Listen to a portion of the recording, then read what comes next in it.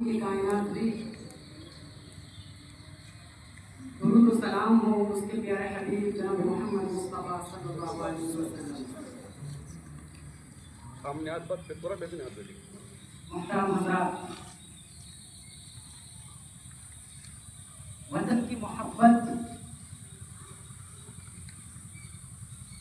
ملک اور سرزمین سے قلبی لگاؤ ہر ایک انسان کے دل میں ہوتی ہے، اور یہ محبت، یہ الفت، یہ لگاؤ صرف انسان کے دل میں ہی نہیں بلکہ ہر مخلوقات کے دل میں ہوتی ہے۔ اور یہ محبت انسان اس وقت محسوس کرتا ہے جب وہ اپنے وطن سے، اپنے ملک سے کہیں دور دوسرے ملک میں ہو، تب اسے احساس ہوتا ہے اپنے ملک کی محبت کا۔ وہ وہاں پر محسوس کرتا ہے، وہاں پر کتنی بھی ہریالیاں ہوں، کتنی بھی خوشیاں ہوں، لیکن اسے اپنے وطن کی محبت یاد آتی ہے۔ اور یہ محبت احادیث نبویہ کی روشنی میں بالکل جائز ہے۔ آپ دیکھیں گے چرند پرند درند، حتیٰ کہ چھوٹی چھوٹی جو چیونٹیاں ہیں اور بڑی سے بڑی مخلوق ہے، ہر ایک کے دل میں اپنے مسکن اور اپنے ٹھکانے کے لیے بے شمار محبت ہوتی ہے۔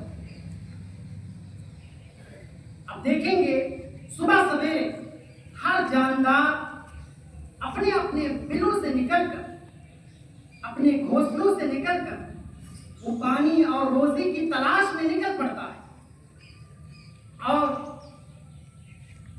شام ڈھلتے ہی وہ اپنے اپنے ٹھکانے پر واپس آ جاتا ہے۔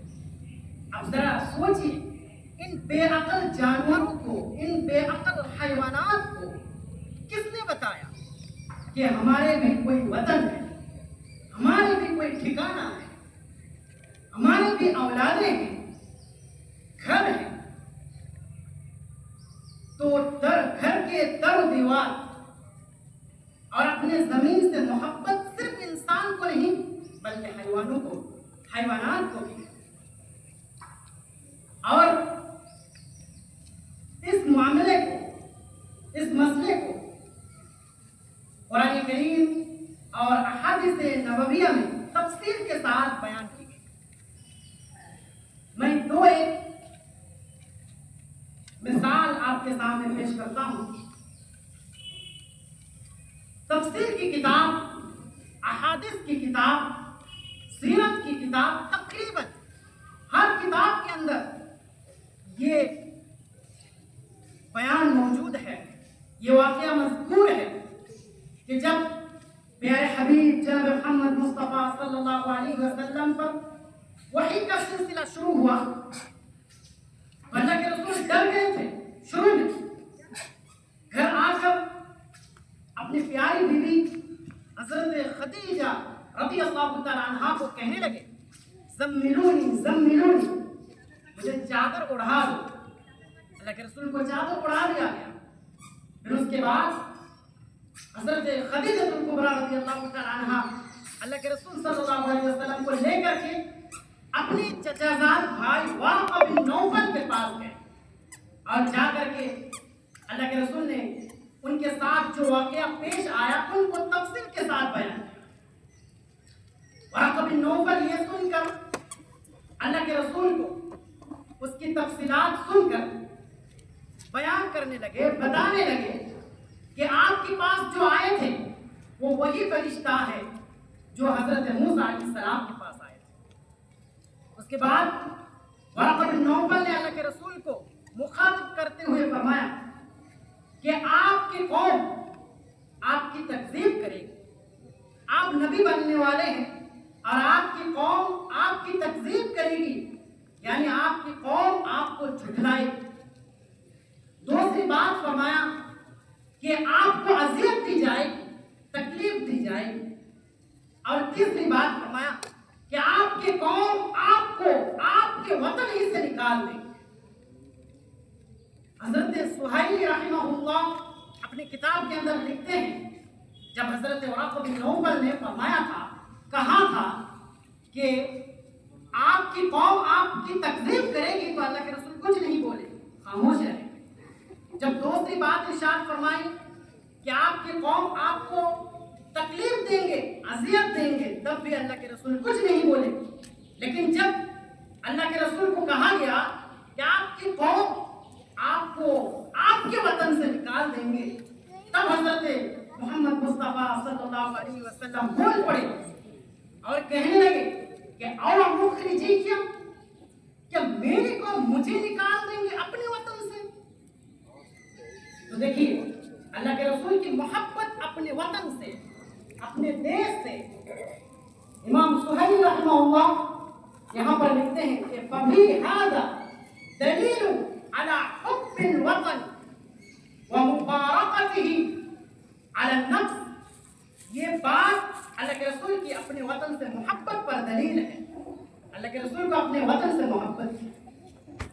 اس کے بعد جب اللہ کے رسول مجبور ہو کر مکہ چھوڑ کر مدینہ آنے لگے، اس وقت اللہ کے رسول بار بار پیچھے موڑ کر دیکھ رہے تھے اور مکے کو مخاطب کرتے ہوئے کہہ رہے تھے یا مکہ ما احبک الیہ ما احبک الیہ ما اطیبک من بلد واحبک الیہ ولولا ان قوم اخرجونی منک ما سکنت غیرک. اے مکہ تو کتنا پیارا ہے، کتنا پیارا شہر ہے اور میرے نزدیک تو کتنا محبوب ہے.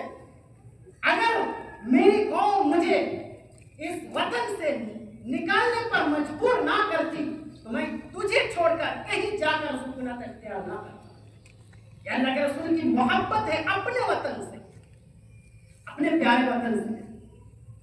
تو محترم اساتذہ کرام اور عزیز طلبہ، آج کا یہ جو دن ہے یہ ایک بہت ہی بابرکت دن ہے. آج کے دن میں ہی ہمارا یہ دیش، ہمارا یہ ملک انگریزوں کی چنگل سے آزادی حاصل کی تھی. ان کی جو تفصیلات ہیں ہمارے اساتذہ کرام آپ کو بیان کریں گے. میں مختصر انداز میں یہ بتانا چاہتا ہوں کہ جب انگریز اس ملک پر بالکل مکمل طور پر قابض ہو گئے تو علماء کرام کو سخت سے سخت سزائیں ہوئی. جو دہلی آپ جانتے ہیں جو ہمارے ہندوستان کے کیپٹل ہے، وہاں چاندنی چوک کے جو ارد گرد ہے دور دور تک کوئی بھی ایسا درخت نہ تھا جہاں پر علماء کرام کو پھانسی نہ دیا گیا. ہر درخت پر علماء کرام کی لاشیں لٹک رہی. اور لاہور کے جامع مسجد میں روزانہ 80 علماء کرام کو پھانسی پر لٹکا دیا جاتا اور علماء کرام کو بوریوں میں بھر بھر کے دریائے راوی میں ڈال دیا جاتا تھا اور اوپر سے گولیاں چلائی جاتی.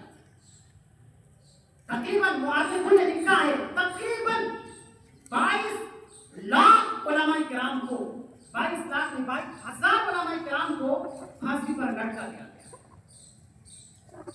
اس طرح سے ہمارے علماء کرام اور دوسرے لیڈران نے مل کر کے ہمارے اس دیش کو آزاد کیا. باقی تفصیلات انشاءاللہ آپ سنیں گے ہمارے اساتذہ کرام سے. میں آخر میں یہ شعر کہہ کر کے اپنی بات ختم کرتا ہوں کہ ایک بہت بڑے شاعر گزرے ہیں ہمارے اس ہندوستان میں. انہوں نے کہا تھا، جن کا نام راحت اندوری ہے، انہوں نے کہا تھا کہ آج جو صاحب مسند ہے، آج جو صاحب مسند ہے کل نہیں ہوگا. آج جو صاحب مسند ہے کل نہیں ہوگا.